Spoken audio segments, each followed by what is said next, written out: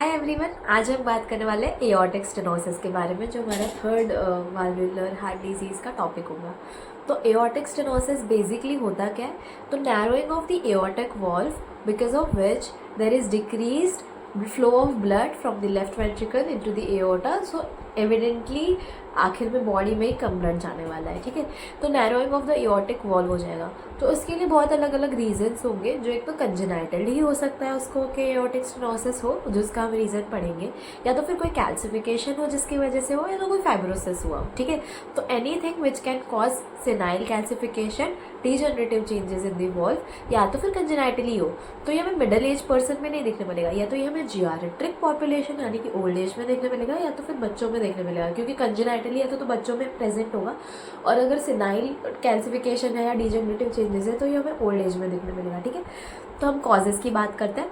तो सबसे पहले सबसे कॉमन इस बाइकस्पिड एओर्टिक वॉल्व या यूनिकस्पिड एओर्टिक वॉल्व। तो अगर एओर्टिक वॉल्व जो है ना नॉर्मली ट्राइकस्पिड होता है, तो यानी 3 कस्प्स होते हैं। अगर उसकी जगह बाइकस्पिड हुआ तो ऑटोमेटिकली जो एन्युलस है वो नैरो हो जाएगा, ठीक है। तो जिसकी वजह से नैरोइंग ऑफ एओर्टिक वॉल्व हो जाएगा।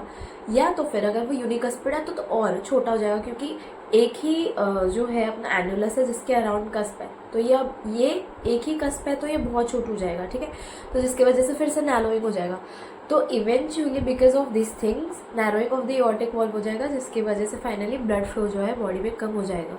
तो ये जो है बाइकस्पिड या यूनिकस्पिड कह लो, ये होता है ऑटोसोमल डोमिनेंट इन इट्स इनहेरिटेज, मतलब हेरिडिटरी होता है। तो ऑटोसोमल डोमिनेंट होता है, और नॉच 1 जीन करके जो होता है, नॉच 1 जीन उसके अंदर म्यूटेशन की वजह से हमें देखने मिलता है, ठीक है। उसके अलावा हम बात करते हैं कि सेकेंड कॉज क्या होगा। तो सेकेंड कॉज जो है वो हो सकता है because of the senile calcification और डीजनरेटिव चेंजेस। तो एथेरोस्क्लेरोसिस है, suppose if a patient has atherosclerosis and atherosclerotic plaque जो है ना वो रूट ऑफ द एओर्टा में ही प्रेजेंट है। तो ये एओर्टा का रूट है और उसमें प्लैक प्रेजेंट है। तो फाइब्रो कैल्सिफिकेशन की वजह से, मतलब जो फाइब्रो कैल्सिफिकेशन होगा because of the degenerative changes, because of the plaque basically, तो उसकी वजह से क्या होगा बेसिकली, उसकी वजह से स्टेनोसिस नैरोइंग हो जाएगा और रूट ऑफ द एओर्टा के इसमें, और उसकी वजह से एओर्टिक स्टेनोसिस हो जाएगा। Third reason is rheumatic heart disease. तो जब हम रूमेटिक हार्ट डिजीज पढ़ते हैं तो हमने पढ़ा है कि मिट्रल रिगर्जिटेशन तो पार्ट है ही रूमेटिक हार्ट डिजीज का, बट उसके अलावा aortic stenosis is also a part of rheumatic heart disease का sequel, basically a complication of it. तो anything which can cause it is Aschoff nodules. हो सकता है कि एशकॉफ नोड्यूल्स जो है वो एओर्टिक जो वॉल्व है उसके बेस पे प्रेजेंट हो, जिसकी वजह से उसको फाइब्रोसिस हो गया हीलिंग के वक्त, और उसकी वजह से उसको एओर्टिक स्टेनोसिस हो गया। तो एनी ऑफ द फॉलोइंग इसकी वजह से हो सकता है। उसके अलावा इरेडिएशन है कि रेडिएशन हमने दिया है पेशेंट को जो है, जिसकी वजह से उसको एओर्टिक स्टेनोसिस हो रहा है, जैसे कि हॉजकिन्स लिम्फोमा में। और हॉजकिन्स लिम्फोमा में अगर हाइलर इन्वॉल्वमेंट है, लिम्फेडिनोपैथी होती है हॉजकिन्स लिम्फोमा में, तो अगर हाइलर लिम्फ नोड जो है, मतलब कि जो हमारा हाइलम है, root of the hilum in lungs, उसमें अगर लिम्फेडिनोपैथी है तो उसकी वजह से बेसिकली जब हम उधर इरेडिएशन करते हैं, मतलब रेडिएशन के थ्रू उसको जब हम डिस्ट्रॉय करने की कोशिश करते हैं कैंसर सेल्स को, तो हो सकता है कि उसकी वजह से फाइब्रोसिस हो और जिसकी वजह से हमें एओर्टिक स्टेनोसिस हो, ठीक है। फिर एक और कंजेनाइटल डिजीज़ होता है जिसे कहते हैं शोन कॉम्प्लेक्स। तो ये भी एक कंजेनाइटल मालफॉर्मेशन है जिसमें हमें 4 फाइंडिंग्स देखने मिलती है, जिसमें से एक है सब वाल्वुलर एओर्टिक स्टेनोसिस। तो ये एओर्टिक स्टेनोसिस तो नहीं है, बट सब वाल्वुलर एओर्टिक स्टेनोसिस है। बेसिकली वाल्व में कोई प्रॉब्लम नहीं है, but before the valve there is ये डिफॉर्मिटी, जिसकी वजह से सब वॉल्वुलर एओर्टिक स्टेनोसिस है। तो ये बेसिकली हाइपरट्रोफिक ऑब्स्ट्रक्टिव कार्डियोमायोपैथी जो हम पढ़ते हैं ना, वो भी सब वॉल्वुलर एओर्टिक स्टेनोसिस का ही टाइप हो गया, ठीक है। उसके अलावा में इसमें हमें पैराशूट मिट्रल वॉल देखने मिलते हैं शोन कॉम्प्लेक्स में, कि बिकॉज ऑफ द प्रेशर जो इतना इंक्रीज होता है तो मिट्रल वॉल ऐसे पैराशूटर दिखता है, मतलब नॉर्मल जैसे ऐसे होता है वैसे नहीं, ऐसे दिखता है, ऐसे एकदम अप हो गए। उसके अलावा में कोआक्टेशन ऑफ एओर्टा भी हमें इसमें देखने मिलता है शोन कॉम्प्लेक्स में। और उसके अलावा में सुप्रावाल्वुलर मिट्रल मेम्ब्रेन देखने मिलती है, तो एक मेम्ब्रेन देखने मिलती है वॉल्व के, ठीक है। तो ये शोन कॉम्प्लेक्स के पार्ट है, ठीक है। उसके अलावा में अगर हम बात करें कि सबसे कॉमन कंजेनाइटल वॉल्वुलर हार्ट डिजीज़ कौन सा है, तो वो बाइकस्पिड एओर्टिक वॉल्व की वजह से जो स्टेनोसिस हो रहा है आफ्टर ऑल वो है, ठीक है। और ये हमें टर्नर सिंड्रोम में भी देखने मिलता है। तो जो टर्नर सिंड्रोम है ना, सबसे कॉमन उसमें हार्ट डिफेक्ट जो होता है, हमें पता है कि डाउन सिंड्रोम में तो वेंट्रिकुलर सेप्टल डिफेक्ट और वो सब है, पेटेंट डक्टस आर्टेरियोला और सब, बट इस केस में हमें कौन सा देखने मिलेगा, तो इस केस में हमें बाइकस्पिड एओर्टिक वाल्व देखने मिलेंगे, जिसकी वजह से आफ्टर ऑल उसे एओर्टिक स्टेनोसिस ही हो, ठीक है। अब बात करते हैं क्लिनिकल फीचर्स की। तो क्लिनिकल फीचर्स में ना सबसे पहले तो हमें एक ट्रायड याद रखना है जिसे कहते हैं सैड। तो सैड मतलब ये बस एक निमोनिक या ट्रायड याद करने के लिए। तो सैड में is syncope on exertion, there is angina, subendocardial ischaemia and lastly there is dyspnoea. तो सिनकोप ऑन एक्सर्शन क्यों हो रहा है basically, because there is narrowing of the aortic wall. तो ब्लड जो बॉडी में जाना चाहिए वो पहुंच ही नहीं पाएगा, because blood will not flow from the left ventricular to the aorta, जिसकी वजह से बॉडी में कम ब्लड जाएगा तो कम ऑक्सीजन मिलेगा सेल्स को, because of which whenever I try to work out और whenever I try to put some exertion on my body, there will be syncope because of the sudden fall in the pressure, sudden fall in the pressure, requirement जो है body की बढ़ गई है, sales की बढ़ गई है, ठीक है। तो इसलिए सिनकोप ऑन एक्सर्शन देखने मिलेगा। उसके अलावा हमें इसमें एंजाइना देखने मिलेगा। तो एंजाइना क्यों देखने मिलेगा बेसिकली, तो obviously you guessed it right, because the blood flow is less, but also one other thing is happening, क्योंकि अगर अभी कोई चीज़ अगर नैरो हो चुकी है, ठीक है, तो हमें ब्लड तो आखिर में पास करना ही, वेंट्रिकल्स का आखिर में the end goal is to pump out all the blood from itself into the body। तो वेंट्रिकल्स क्या करेंगे, ventricles will give everything they have, because उनका एंड गोल ही है कि ब्लड को पास करना है, either by this or by this, मतलब बाय हुक और क्रुक हमें पास करना ही है। तो वो क्या करेंगे, दिल गिव इट ऑल। तो भले स्टेनोसिस है, ठीक है, तो अब क्या होगा कि स्टेनोसिस की वजह से प्रेशर ज़्यादा डालना पड़ेगा वेंट्रिकल्स को, बट उनको ब्लड तो पहुंचा ही नहीं है। तो उसकी वजह से क्या होगा, लेफ्ट वेंट्रिकुलर हाइपरट्रोफी होगी। मतलब क्या होगा कि लेफ्ट वेंट्रिकल्स के जो मसल है वो हाइपरट्रोफी हो जाएगी उनकी, क्योंकि वो यूज़ ज़्यादा हो रहे हैं ना। मैं अगर 2 दिन जिम करूँगी, 2 दिन नहीं सॉरी ज़्यादा टाइम जिम करूँगी, तो मेरे मसल्स जो है अपने आप ही ग्रो आउट हो जाएंगे, बाइसेप्स वाइसेप्स बन जाएंगे। क्यों, क्योंकि वो यूज़ ज़्यादा हो रहा है, ठीक है। तो उसकी वजह से क्या हो रहा है, इसमें भी यूज़ इतने ज़्यादा करेंगे वेंट्रिकल्स होने कि eight the end of the day left ventricular hypertrophy हो जाए। अब इसकी वजह से क्या हो रहा है, वेंट्रिकल को लग रहा है वो हेल्प कर रहा है, लेकिन क्या हो रहा है कि अब मसल ज़्यादा ग्रो आउट हो गए और ऑलरेडी ब्लड कम फ्लो कर रहा है, ठीक है। तो अब कोरोनरीज में जब ब्लड जाएगा और कोरोनरी आर्टरीज के थ्रू हार्ट को जब ब्लड जाएगा, तो अब पहले ही मसल्स को पहले ही ब्लड कम था, पर अब मसल्स भी बढ़ गए, तो अब और ब्लड लगेगा, तो बेचारे अब फंस गए। मतलब समझ रहे हो, वेंट्रिकल मदद करने गया पर बढ़ गया, तो अब उसकी वजह से उसको और ब्लड चाहिए होगा, जिसकी वजह से अब वो उतना फुलफिल कर नहीं पाएगा खुद की रिक्वायरमेंट्स, तो उसकी वजह से उसको एंजाइना होगा और सब एंडोकार्डियल इश्केमिया हो जाएगा, ठीक है। उसके अलावा तीसरा है डिसेप्निया। तो डिसेप्निया अब क्यों होगा, तो डिसेप्निया अब इसलिए हुआ क्योंकि left ventricular and diastolic pressure जो है बढ़ गया। क्यों बढ़ा, क्योंकि एओर्टिक वॉल जो है स्टेनोस हो गया, तो अब लेफ्ट वेंट्रिकल में हाइपरट्रोफी हो गई, जिसकी वजह से प्रेशर इसका बढ़ जाएगा डायस्टोलिक के टाइम पे, ठीक है। ब्लड फ्लो, ब्लड भी इसमें बढ़ जाएगा, जिसकी वजह से फाइनली प्रेशर ग्रेडियंट के चक्कर में लेफ्ट एट्रियम में भी प्रेशर बढ़ जाएगा। लेफ्ट एट्रियम में प्रेशर बढ़ जाएगा तो पल्मोनरी सर्कुलेशन में, मतलब पल्मोनरी वेन से जो ब्लड आ रहा है वो आ नहीं पाएगा, क्योंकि ग्रेडियंट बदल गया। तो एट्रियम से, लेफ्ट एट्रियम से ब्लड वेंट्रिकल में जाने की जगह पल्मोनरी सर्कुलेशन में चला जाएगा, तो जिसकी वजह से फाइनली क्या होगा, पल्मोनरी सर्कुलेशन में ब्लड पहुंच गया, जिसकी वजह से उसको डिसेप्निया होगा because of the pulmonary oedema component.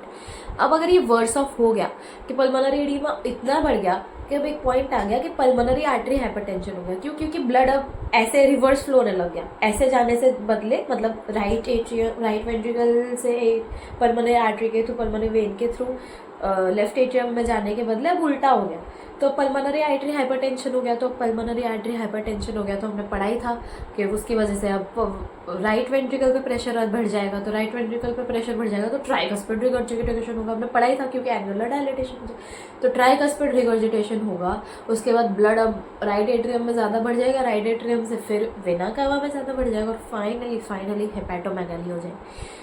तो कैन यू इमेजिन, एक वॉल के स्टेनोसिस की वजह से पूरा हार्ट काम करना बंद कर दे रहा है, फेल ही हो गया है, पूरी तरह फेल हो गया है, ठीक है। तो कंजेस्टिव हार्ट फेलियर हो जाएगा eight the end of the day उसको, अगर उसने बिल्कुल ही ध्यान नहीं दिया और सीवियर एओर्टिक स्टेनोसिस अगर उसको हो गया तो पूरा बॉडी का circulation will be going of the limits, और उसकी वजह से फाइनली उसको हेपेटोमेगाली, राइट वेंट्रिकुलर फेलियर भी हो गया, लेफ्ट वेंट्रिकुलर फेलियर भी, पूरी तरह कंजेस्टिव हार्ट फेलियर हो गया और पर्सन की death with in a year और 2 हो जाएगी, ठीक है। तो इसके लिए बहुत ज़रूरी है कि अर्ली क्विक इंटरवेंशन हमें करना पड़ेगा, ठीक है। तो अब हम बात करते हैं फाइंडिंग्स की, कि हमें क्या फाइंडिंग्स मिलेगी, ठीक है। तो क्लिनिकली फाइंडिंग्स हमें सबसे पहले मिलेगी पेशेंट में हाइपरटेंशन की। तो अब हाइपरटेंशन की फाइंडिंग हमें क्यों मिलेगी, तो एक तो हो सकता है एक जियाट्रिक पेशेंट होगा, पीडियाट्रिक में तो हमें उसके एओर्टिक स्टेनोसिस की वजह से ही उसको हाइपरटेंशन हो रहा है, पर जियाट्रिक हो तो हाइपरटेंशन की वजह से एओर्टिक स्टेनोसिस हो ही सकता है, बिकॉज हाइपरटेंशन की वजह से eight the end of the day जो आर्टरीज है, जो एओर्टा है, उसमें डैमेज होगा, डैमेज की वजह से फाइब्रोसिस हो सकता है, कैल्सिफिकेशन हो सकता है, जिसकी वजह से एओर्टिक स्टेनोसिस हो सकता है, ठीक है। तो हाइपरटेंशन इंड्यूस्ड एओर्टिक स्टेनोसिस भी हो सकता है, और एओर्टिक स्टेनोसिस की वजह से हाइपरटेंशन भी हो सकता है। एओर्टिक स्टेनोसिस की वजह से हाइपरटेंशन क्यों होगा, तो वो क्यों होगा, बेसिकली दो रीजन से होगा, ठीक है। दोनों में से एक रीजन तो क्या है कि लेफ्ट वेंट्रिकुलर हाइपरट्रोफी हो गई। तो लेफ्ट वेंट्रिकुलर हाइपरट्रोफी हो गई तो वो इतना ज़्यादा प्रेशर से पंप करेगा कि भले even if there is stenosis, blood इतने फोर्स से पंप होगा कि जो प्रेशर है हमें ज़्यादा फील होगा, ठीक है। तो उसकी वजह से हाइपरटेंशन। और दूसरा क्या होगा कि ब्लड फ्लो कम हो गया, ठीक है। ब्लड फ्लो भले ही हाई प्रेशर में कर रहा है, ब्लड फ्लो तो कम हो गया ना, बिकॉज अब एरिया कम हो गया। तो ब्लड फ्लो कम हो गया तो रीनल पे आ जाता है, किडनी पे आ जाता है। किडनी में ब्लड फ्लो कम हो गया तो किडनी क्या करेगी, रेनिन एंजियोटेंसिन वाला जो अपना सिस्टम है रास, उसको एक्टिवेट कर देगी। तो उसकी वजह से क्या होगा, फाइनली हाइपरटेंशन, ठीक है। तो इन इधर और दिस वे और दैट वे हाइपरटेंशन हमें देखने मिलेगा, ठीक है, पेशेंट में। उसके अलावा दूसरी फाइंडिंग हमें क्या मिलेगी, तो दूसरी फाइंडिंग हम जब ऑस्कल्टेट करेंगे पेशेंट को, तो मैंने जब ऑस्कल्टेट किया पेशेंट को तो हमने पहले ही डिस्कस किया था स्प्लिटिंग ऑफ S2। तो हमें पता है कि एओर्टिक वॉल्व पल्मोनिक वॉल्व के 30 मिलीसेकंड्स पहले क्लोज हो जाता है, ठीक है। तो पर इस केस में क्या होगा कि एओर्टिक स्टेनोसिस कंपोनेंट की वजह से blood will take time to get exit from the same now valve, तो उसको टाइम लगेगा। इसलिए क्या हो जाएगा कि नैरो स्प्लिट S2 हो जाएगा, नैरो स्प्लिट हो जाएगा, या तो सिंगल स्प्लिट भी हो जाएगा, तो रिवर्स स्प्लिट भी हो जाएगा सीवियर केसेस में। तो नैरो स्प्लिट मतलब S2 के टाइम पे एओर्टिक वॉल जो है लेट क्लोज होगी, तो दोनों के बीच का डिफरेंस जो है 30 मिलीसेकंड से कम हो जाएगा। एक पॉइंट ऐसा भी आएगा जब सिंगल हो जाएगा दोनों, एओर्टिक और पल्मोनिक, तो उस केस में क्या हो जाएगा, सिंगल S2 सुना जाएगा। और एक ऐसा भी पॉइंट आएगा जब पल्मोनिक एओर्टिक से पहले क्लोज हो जाएगा, तो उसमें रिवर्स स्प्लिटिंग ऑफ S2 हो जाएगा, ठीक है। उसके अलावा हमें इसमें S4 भी सुनाई देगा। S4 क्यों सुनाई देगा, तो S4 इसलिए सुनाई देगा क्योंकि eight the end of the day left ventricular hypertrophy भी इसमें हो रहा हो। तो हमने पढ़ा था कि लेफ्ट वेंट्रिकुलर हाइपरट्रोफी होगी तो हमें एट्रियल गैलप रिदम सुनाई देगा, S4 सुनाई देगा, ठीक है। तो ऑस्कल्टेटरी फाइंडिंग्स तो हो गई। उसके अलावा में हमें पल्स फाइंडिंग्स भी मिलेगी। तो जब हम पल्स प्रेशर चेक करेंगे इस पर्सन का, तो पल्स प्रेशर तो लो ही आएगा क्योंकि बेचारा पंप ही नहीं कर पा रहा है, ब्लड पंप भी कर रहा है तो इतना स्लोली कर रहा है, ठीक है। उसके अलावा हमें इसमें मिलेगा एक सिग्निफिकेंट पल्स जिसे कहते हैं पल्सस पार्वस एट टार्डस। तो बहुत बुरा नाम है, आई नो, पर पल्सस पार्वस एट टार्डस का मतलब यही होता है बेसिकली कि पल्स जो है, टार्डस मतलब टार्डी मतलब लेजी, तो लेजी पल्स होगी इसमें, लेजी पल्स या एनाक्रोटिक पल्स कहते हैं इसे। ऐसा इसलिए होगा क्योंकि नॉर्मल पल्स जब हम देखते हैं ना, तो सिस्टोलिक और डायस्टोलिक फेज की वजह से देयर विल बी 2 पीक्स। तो there will be a peak 1 systolic, फिर एक डायक्रोटिक नॉच आएगा, और फिर एक पीक 2 आएगा जो डायस्टोलिक टाइम पे पीक 2 भी देगा, ठीक है। तो ऐसे हमें 2 पीक मिलेंगे। पर इस केस में क्या होगा, बिकॉज सिस्टोल के टाइम पे इतना कम अमाउंट ऑफ ब्लड जो है जा पा रहा है थ्रू द वॉल्व कि हमें पीक नहीं मिलेगा, हमें एकदम स्मूथड आउट पीक मिलेगा, मतलब पीक ही नहीं मिलेगा, एकदम स्मूथ और लो लाइन मिलेगा। तो स्लो सिस्टोलिक पीक मिलेगा एकदम, तो एकदम स्लो पल्स मिलेगी हमें, वेरी लेस एम्पलीट्यूड वाली पल्स मिलेगी। तो इसे कहते हैं पल्सस पार्वस एट टार्डस, ठीक है। तो 3 फाइंडिंग्स हो गई, हाइपरटेंशन की, ऑस्कल्टेशन की फाइंडिंग्स हो गई, और पल्सस पार्वस एट टार्डस की। उसके अलावा हमने पढ़ा कि लेफ्ट वेंट्रिकुलर हाइपरट्रोफी होगा। तो लेफ्ट वेंट्रिकुलर हाइपरट्रोफी होगा ना, तो उसकी वजह से क्या होगा कि लेफ्ट वेंट्रिकुलर हाइपरट्रोफी की वजह से एपेक्स बीच जो है हीविंग होगी। हीविंग मतलब बिकॉज इतना ज़्यादा प्रेशर वो लगा रही है तो वो एकदम दिखेगी ऐसे, हीविंग एपेक्स बीच दिखेगी, मतलब ऐसे लिटरली ये सरफेस है हमारे हार्ट का वो जो चेस्ट का, तो वो ऐसे ऐसे ऐसे हीव होते हुए दिखेगी लिटरली, ठीक है।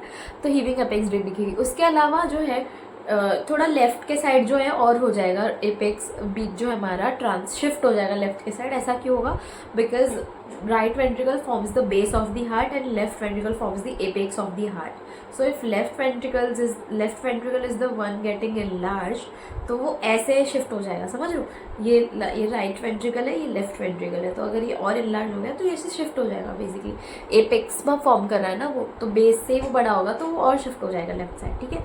तो हमें ये देखने मिलेगा, हीविंग अपेक्स में।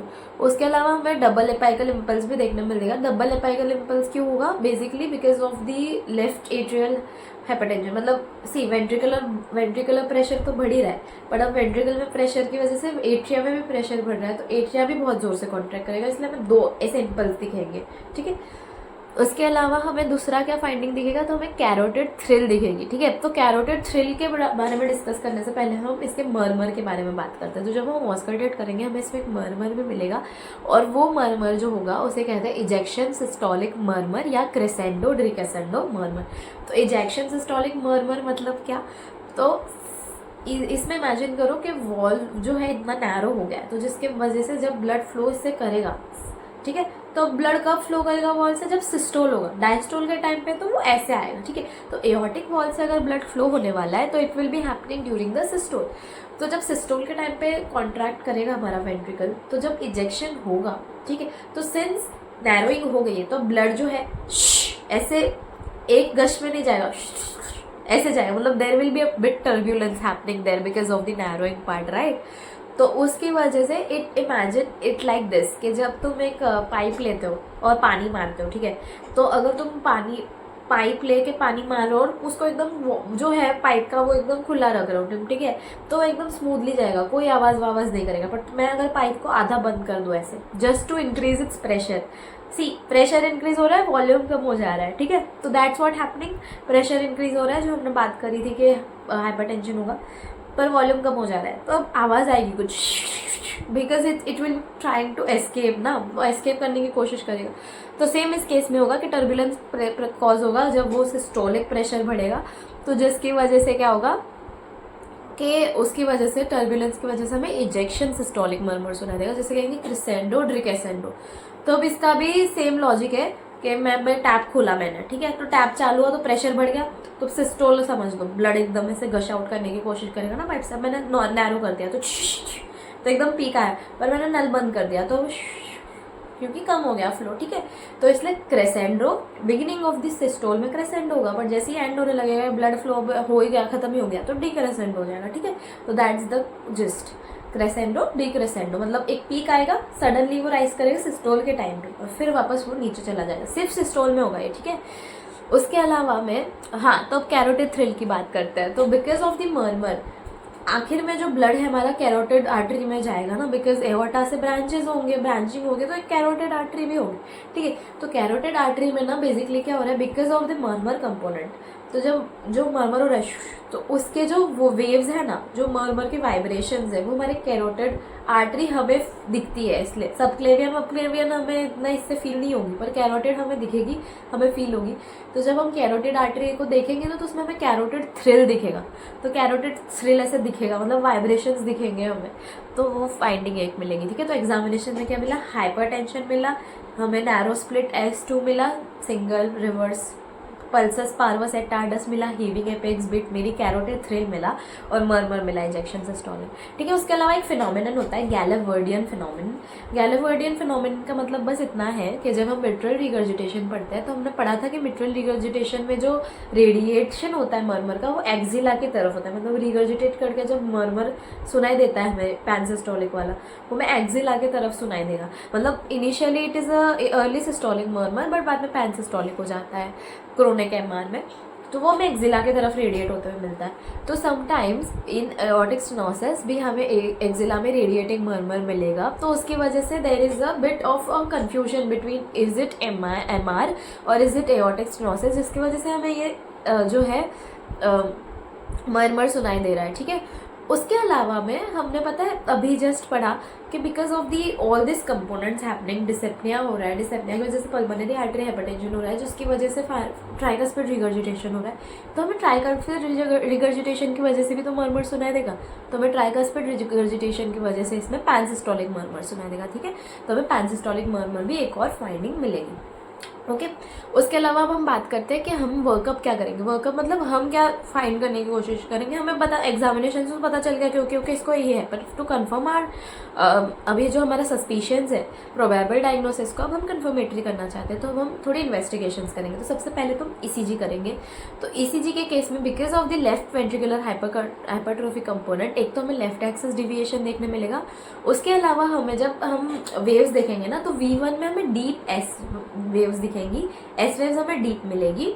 और जब हम V5 V6 देखेंगे ना, तो हमें टॉल क्यू वेव मतलब QRS वाले जो आर वेव्स है ना, आर वेव्स की वो हमें हाइट ज़्यादा दिखेगी। मतलब डेप्थ ऑफ एस वेव हमें V1 में ज़्यादा मिलेगी और आर वेव्स की हमें हाइट ज़्यादा मिलेगी V5 V6 में। ठीक है, तो ये लेफ्ट वेंट्रिकुलर हाइपरट्रोफी का फाइंडिंग्स हो गया। राइट वेंट्रिकुलर में उल्टा हो जाएगा, एस वेव टॉल मिलेगी V1 में और V5 V6 में आर जो वेव है वो डीप मिलेगी। ठीक है, तो वो उल्टा हो जाएगा। ओके तो इस केस में हमें हाइट आर वेव की ज़्यादा मिलेगी और एस वेव की डेप्थ ज़्यादा मिलेगी V1 और V5 V6 में हाइट आर वेव्स की और उसमें डेप्थ। ठीक है, उसके अलावा में हम क्या कर सकते हैं, तो हम चेस्ट एक्सरे कर सकते हैं। तो चेस्ट एक्सरे के थ्रू हमें जो CT रेशियो है बढ़ा हुआ दिखेगा। कार्डियोथोरेसिक रेशियो जो है हमें बढ़ा हुआ दिखेगा 0.5 से, क्योंकि हाइपरट्रोफी हो गया तो हार्ट भी बड़ा हो जाएगा। ठीक है, मतलब हमें बड़ा दिखेगा। ओके उसके अलावा में हम ट्रांसथोरेसिक इकोकार्डियोग्राफी कर सकते हैं। तो ट्रांसथोरेसिक इकोकार्डियोग्राफी के थ्रू हमें वॉल्व का वो मिल जाएगा कि उसकी साइज़ कितनी है। ठीक है, तो अगर उसके हिसाब से हम उसे इसको क्लासीफाई कर सकते हैं माइल्ड, मॉडरेट और severe aortic stenosis. Aortic stenosis mild है, मॉडरेट है, सीवियर है। तो अगर सीवियर होगा ना तो लेस देन 1 सेंटीमीटर स्क्वायर का हमें उसका वॉल्व का साइज़ मिलेगा। अगर मॉडरेट होगा ना तो it will be 1 to 1.5 centimetre square, और अगर माइल्ड होगा तो it will be 1.5 to 2 centimetre square. तो माइल्ड में क्या हुआ 1.5 to 2 सेंटीमीटर स्क्वायर, मॉडरेट में क्या हुआ 1 to 1.5 सेंटीमीटर स्क्वायर, और सीवियर में क्या हुआ लेस देन 1 सेंटीमीटर स्क्वायर। ठीक है, उसके अलावा में हम कोरोनरी एंजियोग्राफी करेंगे। तो कोरोनरी एंजियोग्राफी क्यों, क्योंकि if it is a case of atherosclerosis तो हमें देखना पड़ेगा कि ब्लॉकेज ऑब्स्ट्रक्शंस किधर किधर है। ठीक है, उसके अलावा में हम इसमें CT चेस्ट भी कर सकते हैं। CT चेस्ट के थ्रू हम CT चेस्ट कब करेंगे, तो अगर जो वॉल्व रिपेयर है, रिप्लेसमेंट है, वो बराबर हुआ कि नहीं वो देखने के लिए कर सकते हैं, और इवन फाइब्रोसिस कैल्सिफिकेशन देखने के लिए। ओके उसके अलावा में हम MRI भी कर सकते हैं, कार्डियक MRI। तो कार्डियक MRI जो होता है ना वो बहुत बहुत अच्छा टेस्ट है, बिकॉज कार्डियक MRI के थ्रू हमें वॉल्व में कितना स्टेनोसिस है, डिग्री, सिवियरिटी, प्लेस सब पता चल जाएगा उसका। तो वो जो कार्डियक MRI है वो बहुत अच्छी इन्वेस्टिगेशन है। ठीक है, तो हमने जो क्या क्या इन्वेस्टिगेशन पढ़ी, ECG पढ़ा, चेस्ट एक्सरे पढ़ा, ट्रांसथोरेसिक इकोकार्डियोग्राफी पढ़ा, कोरोनरी एंजियोग्राफी पढ़ा, फिर CT चेस्ट पढ़ा और कार्डियक MRI पढ़ा। ओके तो अब कॉजेज ऑफ डेथ क्या क्या हो सकते हैं। बेसिकली एओर्टिक स्टेनोसिस की वजह से डेथ हो किस वजह से सकता है, तो एक तो कॉज है एंजाइना की वजह से। एंजाइना की वजह से eight the end of the day उसको इन्फेक्शन भी हो सकता है इश्चेमिया के थ्रू। तो उसको टाइम लगेगा ऑलमोस्ट 3 years मरने को। मतलब इफ़ एंजाइना के सिम्टम्स आने शुरू हो गए पेशेंट में तो उसको 3 years का टाइम है उसके पास। ठीक है, और मोर्टेलिटी 3 years में आएगी। But if there is a dyspnoea component present कि उसको डिसेप्निया भी होने लगे तो 2 years का कंपोनेंट आ जाएगा। 2 years बाद मोर्टेलिटी बहुत हाई हो जाएगी उसकी। ठीक है, पर अगर अब कंजेस्टिव हार्ट फेलियर ही हो गया, डिसेप्निया हो गया, तो eight the end of the day congestive heart failure में डेवलप होने वाला है। तो उस केस में क्या हो जाएगा 3 to 1.5, मतलब क्या हो गया 3/2 1.5 होता है ना। तो बेसिकली वही होगा 3 years, मतलब अगर एंजाइना है तो 3 years है तुम्हारे पास, अगर डिसेप्निया है तो 2 years है तुम्हारे पास, और अगर तुम्हें जो है अपना कंजेस्टिव हार्ट फेलियर है तो तुम्हारे पास 1.5 years है। 3/2 इज 1.5। ठीक है, तो इसलिए सबसे ज़्यादा इसमें कौन सा सीवियर सिचुएशन है, जब कंजेस्टिव हार्ट फेलियर हो। अब ट्रीटमेंट की बात करते हैं, तो पेशेंट को अब ये सब हो गया तो अब ट्रीट कैसे करेंगे। तो ट्रीटमेंट में आता है सबसे पहले तो हाइपरटेंशन के कंपोनेंट को कम करना। तो एक तो हम AC इनहिबिटर्स दे सकते हैं। AC inhibitors definitely works like अ चार्म, और इसमें अगर NN के कंपोनेंट की वजह से हो रहा है तो it is working like a magic. Beta blockers भी दे सकते हैं। उसके अलावा में हम इसको अपना स्टैटिन्स भी दे सकते हैं। स्टैटिन्स क्यों, क्योंकि एथेरोस्क्लेरोटिक वाला जो कंपोनेंट है, एथेरोस्क्लेरोसिस वाला कंपोनेंट कम हो जाएगा, डिस्लिपेडेमिया कम हो जाएगा, उसको एटलीस्ट वो जो उसका वो है वो कम हो जाएगा, chances of getting severe because of the atherosclerosis component. उसके अलावा हम इसको डिहाइड्रेट होने से बिल्कुल मना करेंगे और स्पोर्ट्स से दूर रखने बोलेंगे कि तुम बिल्कुल स्पोर्ट्स मत खेलना, बिकॉज अगर वो एक्सर्शनल स्पोर्ट्स में उसने पार्टिसिपेट किया तो उसके हार्ट का जो है वो संभाल नहीं पाएगा और उसको एंजाइना, इस्चेमिया, इन्फेक्शन हो सकता है, ठीक है। तो इस केस में जो है हम ये स्ट्रेस इकोकार्डियोग्राफी भी करने से मना करते हैं और ट्रेडमिल टेस्ट भी हम कॉन्ट्राइंडिकेट करते हैं। तो ट्रेडमिल टेस्ट भी हम सीवियर अगर एओर्टिक स्टेनोसिस हो तो कॉन्ट्राइंडिकेट करेंगे क्योंकि पेशेंट की जान को खतरा हो सकता है, ठीक है। उसके अलावा लास्टली हम एक और चीज़ कर सकते हैं, वो है transcatheter aortic valve replacement, ठीक है। तो ट्रांस कैथेटर हम एओर्टिक वॉल्व को रिप्लेस कर सकते हैं, पर वो हम किन किन केसेस में करेंगे, तो 2 कैटेगरी ऑफ एओर्टिक स्टेनोसिस में करेंगे, category D and category C with some certain indication. तो ये कैटेगरीज क्या है बेसिकली, तो जब हम प्रोग्रेशन ऑफ एओर्टिक स्टेनोसिस देते हैं ना, तो there are 4 categories. Category A is के कोई नैरोइंग का साइन नहीं है, एओर्टिक वॉल नॉर्मल है। Category B is there is certain narrowing, मतलब mild to moderate aortic stenosis हो गया, ठीक है। कैटेगरी सी इज के there is severe aortic stenosis now, but कोई सिम्टम नहीं है पेशेंट, मतलब कोई सिम्टम डेवलप नहीं हुआ है, but there is severe aortic stenosis. And category D is there is severe aortic stenosis and there are also symptoms, ठीक है। तो जब सिम्टम्स है और as well as severe aortic stenosis है तो हमें चांस ही नहीं लेना है, because at the end of the day patient से कंजेस्टिव हार्ट फेलियर हो सकता है और वो मर जाएगा, इसलिए हमें चांस बिल्कुल नहीं लेना है और transcatheter aortic valve replacement कर ही देनी है। और अगर सपोज करो कि पेशेंट को कैटेगरी सी है, मतलब सिम्टोमेटिक पेशेंट नहीं है बट सीवियर एओर्टिक स्टेनोसिस है, तो कुछ इंडिकेशन है जिसके वजह से हम उसे करना चाहेंगे transcatheter aortic valve replacement. वो इंडिकेशंस ये है कि अगर इजेक्शन फ्रैक्शन 50% से कम हो जाए, मतलब हार्ट इजेक्ट ही नहीं कर पा रहा है, 50% से भी कम ब्लड इजेक्ट कर पा रहा है बाहर, ठीक है। तो इजेक्शन फ्रैक्शन अगर कम हो जाए 50% से, इजेक्शन वेलोसिटी अगर बढ़ जाए 5 मीटर पर सेकेंड, मतलब बहुत ज़ोर से इजेक्ट करना पड़ रहा है उसे, और प्रेशर ग्रेडियंट भी बढ़ जाए, इजेक्शन का प्रेशर ग्रेडियंट भी 60 mm/Hg से बढ़ जाए, तो इन सब केसेस में हम अगर कैटेगरी सी है, मतलब सिम्टोमेटिक नहीं है बट सीवियर एओर्टिक स्टेनोसिस है, तो उन इंडिकेशन में और कैटेगरी डी में हम transcatheter aortic valve replacement करेंगे। Okay, that's all for today, thank you.